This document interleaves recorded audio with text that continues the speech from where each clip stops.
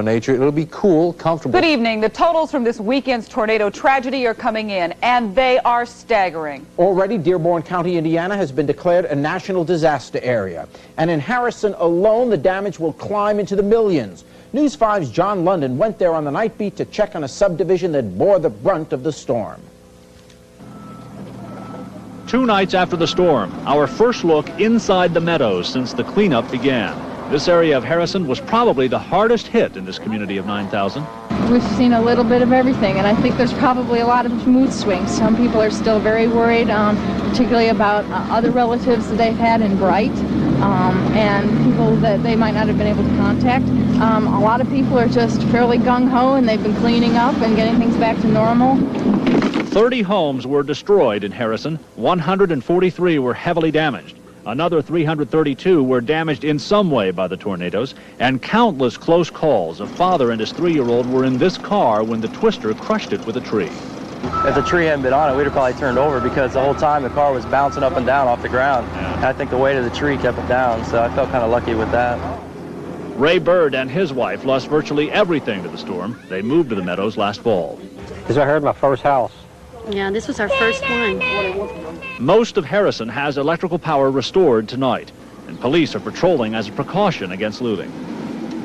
While the cleanup continues, the folks around here will wait for a federal disaster declaration, determined to do about the only thing they can do, really: count their blessings and rebuild.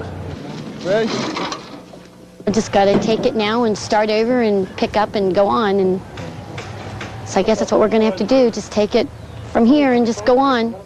John London, News 5 on the Night Beat. A lot of people in Harrison tonight are telling us their neighbors are pitching in to help out in any way they can, especially to help those who lost everything they had. Well, to the west of us in Indiana, folks there are also trying to recover from the storm. In Wright, more than 100 homes destroyed or damaged. But News 5's Courtis Fuller tells us on the Night Beat, amidst the destruction, you see people helping people. Bright Christian Church is where folks in this Indiana town come now to get a warm meal, to be comforted by a friend, to pause. Obviously, most of us have had very little sleep the last couple of days, and we're just going through the motions and doing the things that we have to do, trying to keep some sort of normalcy in our life. Got it? Everyone knows it won't be normal again around here for some time. All energies are being put into just cleaning up the mess here in Bright. We're all going through the same thing, so we have each other to lean on. And it's really, you don't realize how much friendship and neighbors mean until a time like this. Despite losing everything, so many folks I've talked to remain optimistic through this tragedy.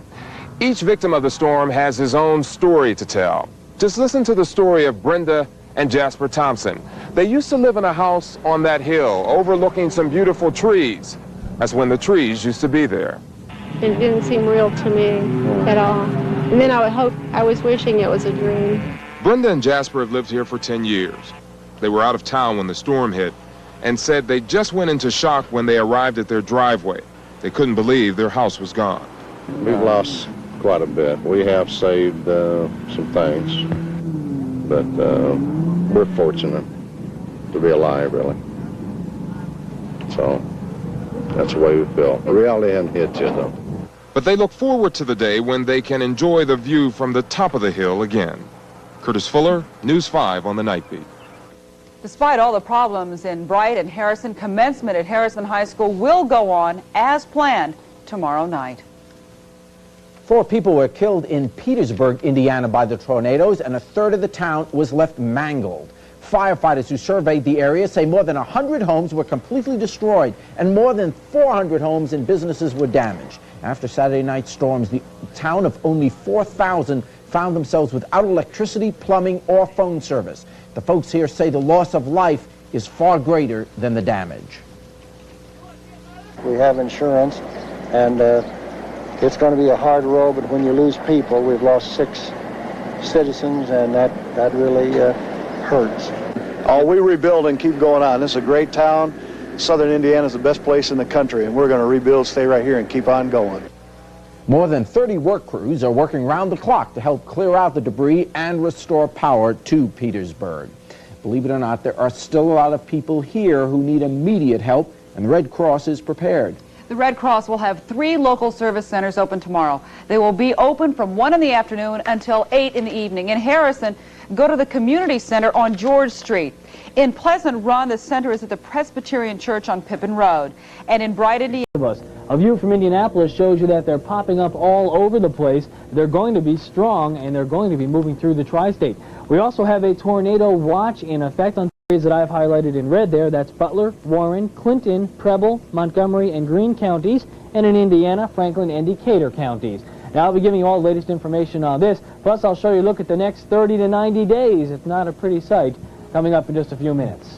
All right, thanks a lot, Joe. Now, in case you're wondering why we're having so many tornadoes in June, it's really not all that unusual. June ranks second for the number of tornadoes each year. The month that ranks first is March. Well, the threat of these vicious June tornadoes became reality for parts of Kansas and Missouri overnight. 21 people are hospitalized in Emporia, Kansas. The huge twister tore through the small town, leaving the now familiar scenes of damage and uprooted lives. Kansas National Guard has been called in to guard against looting. Well, the last thing folks in Dearborn, Hamilton, and Butler counties need right now is a threat of more devastating weather. In fact, tomorrow in Harrison and Fairfield, people can sign up for federal help from last weekend's twister. News 5's Jeff Hirsh reports the federal disaster program got underway today in tornado-ravaged Wright, Indiana. There's still a lot more cleanup to do in Wright. To help with that rebuilding, applications for federal disaster help are now being taken. The purpose is to help the people recover their losses. To do that, people can apply for low-interest loans, outright grants, or perhaps even tax refunds. All the appropriate agencies are here at North Dearborn School. Jeff and Cindy Batchelor want help to fix up their mobile home. Well, it's half on the ground and half up in the air, and there's no blocks holding it up, so another storm hits, I don't want to be there. Other people brought pictures. Looks like a war zone. This is one of our neighbors that just lost everything. This is the neighbor lady across the street, and you can see the devastation that it has caused. It's taken off her front porch and these huge, huge old stately trees that have been there for years and years. The federal disaster people will sort through all the paperwork as quickly as possible so folks can get some money. Now, keep in mind the feds will not pay for something your insurance will cover, but they could pay for items your insurance will not, and they could pay for even more if you have no insurance at all. Bottom line is this: if you have even the slightest doubt over whether you could qualify for federal aid, go ahead and apply. I mean, when you've already lost everything, what else do you have to lose? Jeff Hirsh, News 5. Federal aid centers opening tomorrow are at Harrison Elementary and Fairfield Freshman Schools. Now, we know there's a lot of interest in this story. Joe will have an update on the weather situation shortly, and we're also working on several other weather reports for you, including a look at the 30 and 90-day weather outlook. In other news, in Texas tonight, the skies around Houston are filled with thick black smoke after a series of explosions ripped through a chemical plant. Take a look at the smoke and flames here at Solvents and Chemicals Incorporated in Pearland, Texas. Oh, wow. The fire was apparently triggered by a spark from a forklift that ignited 55-gallon drums of chemicals. If you look closely, you can see a drum exploding in midair. Miraculously, none of the workers inside the plant died, and only one suffered serious injuries. He has second and third degree burns. A Houston television reporter describes the scene as he saw it when he arrived there. Field of streams. The workers have been going for days trying to get the ball fields at Rumpke Park ready for play. They're putting up new fences where last weekend's tornadoes blew them away. A light pole has to be moved into place even though the park doesn't yet have electricity. The old one was snapped in half by the winds. But even before the tornado hit, Rumpke was having more than its share of problems. Here's the reason why. This glop caused by all the rain we're having. Rumpke lost half of its May schedule alone, and since the tornadoes hit, the park has lost 225 games. Those are games which they want to make up. Trouble is, they don't know if the weather will let them. If it keeps it up, I might have to go into another line of work. That's just killing me. I can't stand the rain. I'm sick of it. At Denier Electric, just up the road, you can find softball bats stuck next to the duct tape. J.R. Williams plays shortstop on the company team, which plays at Rumpke. Trouble is, they've had as many games washed out this year as they've played. Have to play some doubleheaders, just like the Reds. But the Reds have AstroTurf. Rumpke has grass. Brad Warman tells me the park should be ready for play tonight, if it doesn't rain. Good luck, Brad. Steve Forrest, News 5. Now, it's not just the grown-ups who can't play their games. Kids playing knot-hole baseball are also having problems. One mother who has 2 kids says the teams are trying to make up so many games she had her kids playing games at the same time. Survival of the community. News 5's Marty Pieratt shows us just how handy that help will be. Don Doran is a man searching for help. His home is a has-been. Wall's gone. The house lifted up. Like hundreds of other Harrison residents who were uprooted by the tornado, Doran waded through the Federal Relief Center that opened today at the Harrison Elementary School. The feds are here for about a week to help people find temporary housing, get a grant, or secure a loan. Don's story sounded kind of like all the rest. House is destroyed. We had a couple walls left standing. We were a lot luckier than a lot of people. We didn't have walls collapse on us or roof pulled off, but we did have a lot of structure damage, and that it does need a roof. The bookcases were, I'm sorry, if I had my videotape, I'd be more than happy to make you a copy. I got all this on record of the pile. Within a week, the checks or loans will come trickling back to this community. After taking care of the red tape, it was back to work. Things are shaping up, but the scars may last a lifetime. 1 week ago tonight, this was a pretty dandy neighborhood. And then a tornado rolled over that Indiana hillside like nothing these people had ever seen before. Most of the people around Wright, Indiana, and here in Harrison, Ohio, say it's the worst thing that's ever happened to these communities. If so, they should be proud, because although the storm bent and broke a lot of the homes and neighborhoods here, certainly the spirit of the people did not. In Harrison and Wright, Indiana, Marty Pieratt, News 5. The News 5 truck became a delivery vehicle. All the help is desperately needed. We call people, we tell them we're feeding 600 to 800, and they say no problem. We'll be there with lunches, hot food prepared. They walk in, it's ready to go. They bring fresh people with energy to serve it. It has been excellent. The Red Cross Center will stay open at the Bright Christian Church through next week. More than 1,200 meals are being served there every day. Well, still ahead, Pat Barry promises, yes, promises, guaranteed, Sunday is going to be great. These 3 brothers are starting from scratch. It's hard enough rebuilding one house. Just imagine what it's like rebuilding 3.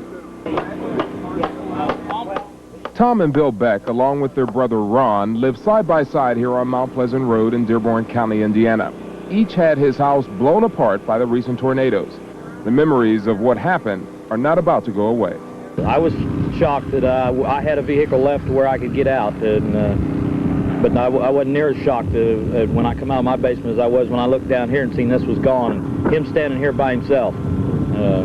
Because I thought the worst. When I seen the floor and stuff gone, I thought it sucked him right out of the basement. When I come out of the basement, I was glad when I seen his pickup truck come across the field.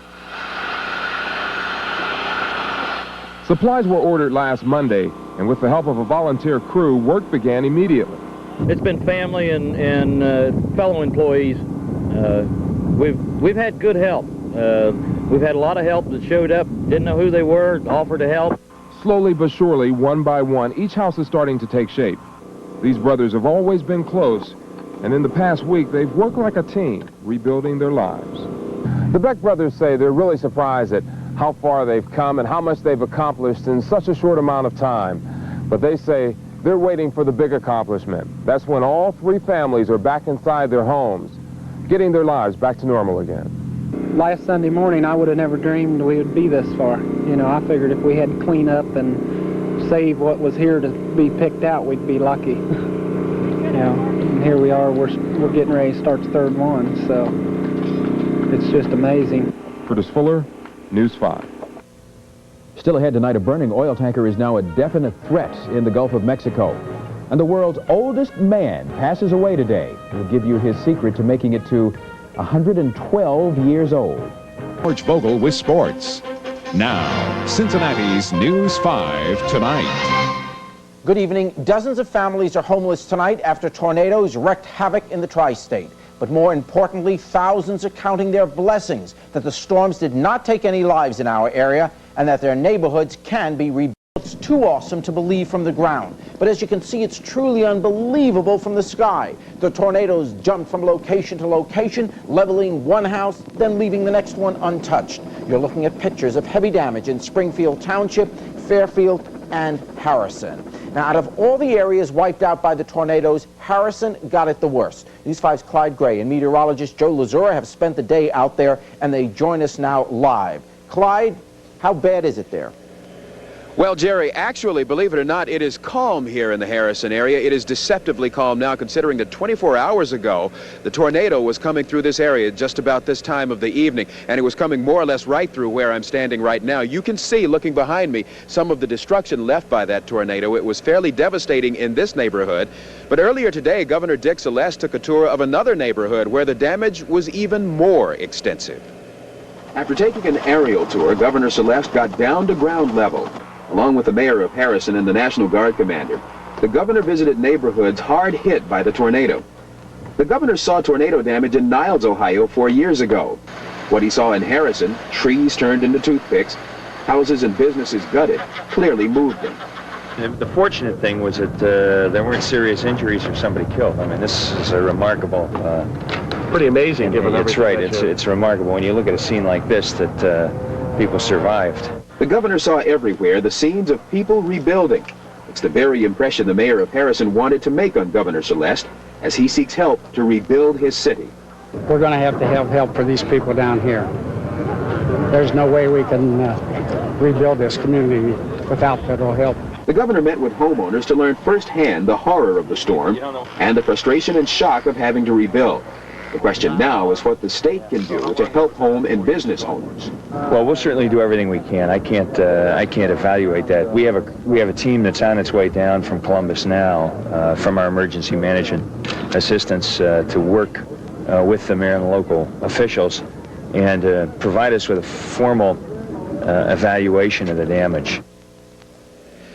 Joe Lizura joins us now. He's going to be talking about a different aspect of this storm and some of the damage it did to this area in just a few seconds. But before we get to that, I want to point out to you that there are a few school closings in this area because of the bad weather. First off, Pleasant Run Elementary and middle schools will be closed tomorrow. There will also be no classes at Harrison Elementary, junior high, or high school. And the summer school classes for the school system serving Wright, Indiana will be postponed. Also, in the Southwestern Local School District, the William Henry Harrison High School is closed, as is Crosby Elementary School. St. John the Baptist Elementary School, the Christ Center School are also closed, and the graduation ceremonies at Christ Center School are postponed as well. All right, Joe Lizura joins me now, and as I said before, he's going to be talking about a little bit different aspect of what's been going on in this area. Joe? Well, you know, it's hard to believe that just as you said 24 hours ago, Harrison was in the process of becoming a partially destroyed community. And you know, you look around here and it's just unbelievable. Well, last night while it was happening and shortly after the tornadoes touched down, our own News 5 Courtis Fuller was one of the first people here to assess the damage as the tornadoes did touch down. He met up with one family that lost everything, including their home, all their belongings, but tonight they are thanking God that their family has survived. This is all that's left of Bob and Rita Conley's home. That there's material, I can replace that, you know, and we'll go on, you know, with our lives the way it is. God gave it to us, God took it away, and he'll give it back to us again. That's how we look at it. 15 years, though, a lot of blood, sweat. Doesn't matter, you know, the important part is we got a 17-year-old son, he's fine, and we got a 14-year-old son, and he's fine, and a 12-year-old son, and he's fine, and those are the important things in life. The Conleys, like many other families in Harrison, spent a night of disbelief. For them, their home of 15 years destroyed. I mean, now it's just basically everything's okay, you know. We'll replace everything and get on. Anthony and Jamie Delwig of Green Bay, Wisconsin, were on their way to North Carolina for vacation. We tried to find a midway point to stop, and we decided to stop here. It looked good. We show up, and within 15 minutes, we wanted to get something to eat at Bob's Big Boy, and that's about it. The rest is history. We saw Bob's Big Boy, his face hit the dirt, and that's when we hit the dirt.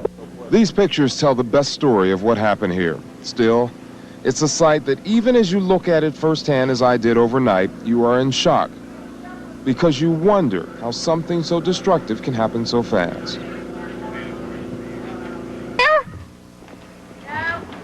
Who is that? Mom? I told him no one was at the house. John? Yeah. Oh, God, what? Yeah, have you talked to your parents yet? Yeah, Mom, Jenny, let's call them. They called the house. Oh, they called your house? I was over, we were all over at Tom's. Okay. Police say as many as 100 homes may have been destroyed. Some folks were trapped inside. Fortunately, no one was seriously injured. We have a lot of electrical wires down. We have a lot of gas leaks, and we're trying to contain all those right now. I was just singing the choir in the morning. Yeah, that's that's it. My wife and my kids and we all, we go to church and we believe in God, and even though what you see here is a mess, God kept the precious things precious and He kept them alive, and that's the important things in life to me. Courtis Fuller, News 5.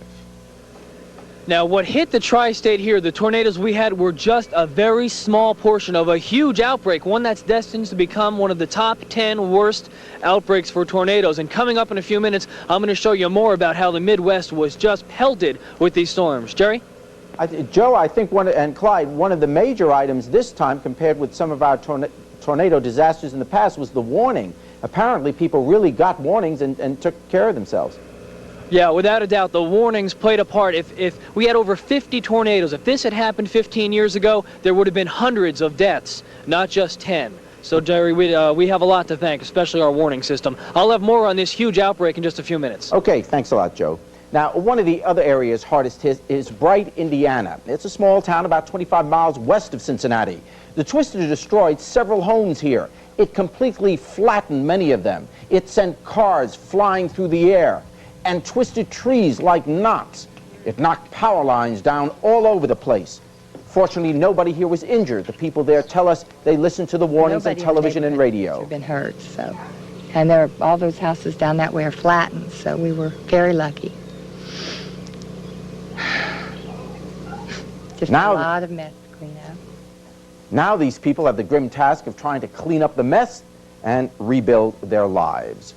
Northern Kentucky is also dealing with its fair share of damage and destruction tonight. One twister and heavy-duty high winds busted through Boone County, but it seems like Florence was tackled the hardest. Rooftops and tree limbs had to be flying last night in this neighborhood near the Florence Mall. At least one twister is confirmed to have touched down here around 11:30 last night. The wind must have really been kicking up because this morning, homeowners found wood sticking out of the sides of buildings. Some pieces were rammed more than a foot inside. Luckily, no one was hurt.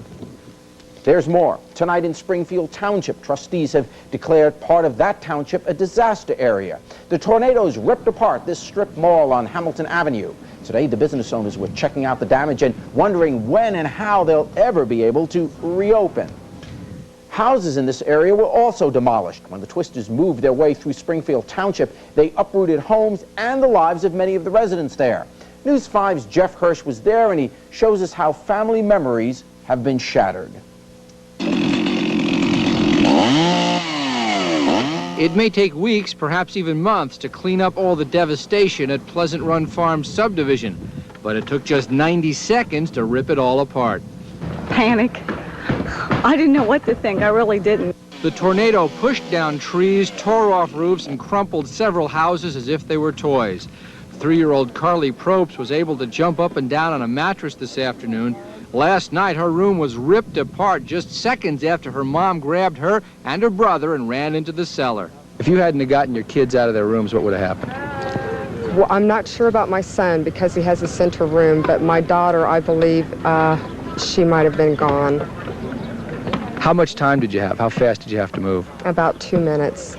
A view from the air shows just how widespread the devastation was and, in a sense, how random. Some houses were destroyed. Others right nearby had barely a scratch. Just so hard for me to understand how this can happen. It's just something that you would never expect to happen to you. You know, talking to the people next door, we were saying, oh, you see this on the news, but you'd never think it would happen to you. And it hurts because you don't understand. So now the cleanup process is underway, and there's really not much more else to do or to say. You just pick up the pieces of your house, pick up the pieces of your life, and go on from there. You look around, last night it was hard to tell just how bad it was. You know. Today you can tell. Today you can really tell, yeah. It's quite threatening, you know, really awesome. Something you never expect to go through. You know, you hear about it, but it's something else. Jeff Hirsh, News 5 Tonight. I remember after 1974, after the hurricanes there, it was years before the kids in the area ever forgot the fear of it, and every time they hear tornado warnings, that memory comes back. Thankfully, everybody around here lived through it. When we return to News 5 tonight, our coverage of the tornado assault continues. We'll show you how the storm system swept through Indiana and Illinois just hours before it came here. Stay with us. News 5 Tonight continues. great medical center.